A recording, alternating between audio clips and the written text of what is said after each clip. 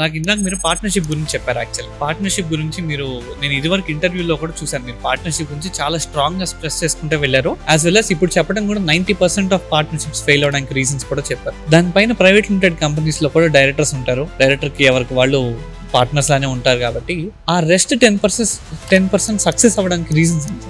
ఆ వ్యాపారం యొక్క స్వభావం. దాంట్లో పార్ట్నర్లు ఏం చేస్తారంటే వాళ్ళు పార్ట్నర్గా ఉంటారు తప్పితే దాంట్లో వీళ్ళ ఇన్వాల్వ్మెంట్ తక్కువగా ఉంటుంది. అది ఆటో రన్లో ఉన్న కంపెనీలు ఉంటాయి, ఆటో పైలట్ మోడ్లో ఉండి, అంటే ఓనర్ వచ్చినా లేకపోయినా జరుగుతుండే వ్యాపారాలు ఉంటాయి. వాటిల్లో పెద్ద ఇబ్బంది ఏమి ఉండదు. ఇప్పుడు ఒక సెల్ టవర్ కంపెనీ ఉందనుకోండి, దాన్ని రన్ చేస్తూ ఉంటారు, చక్కగా ఉంటుంది.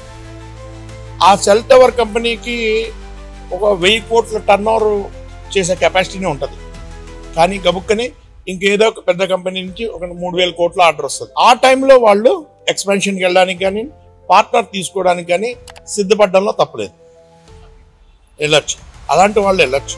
అంటే వ్యాపార రంగంలో అనుభవం ఉండి ప్రాసెస్లో ప్రాబ్లం లేని వాళ్ళు వెళ్ళొచ్చు.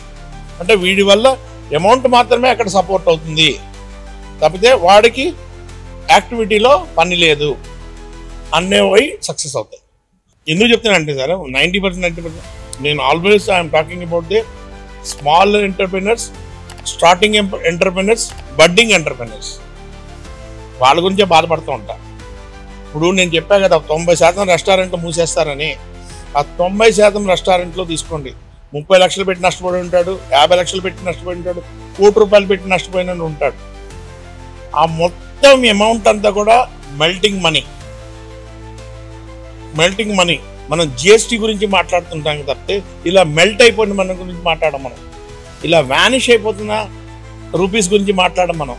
అది కూడా ఒక భారీ నష్టం భారతదేశానికి. మీ దగ్గర ఈ రోజున 1 కోటి రూపాయలు ఉన్నాయి, ఆ 1 కోటి రూపాయలు పెట్టి వ్యాపారం నష్టపోయారు మీరు. భారీ నష్టమే మన జీడిపికి. సో అది కూడా లెక్కేసుకోవాలి. అవన్నీ లెక్కేసుకోకపోతే మాత్రం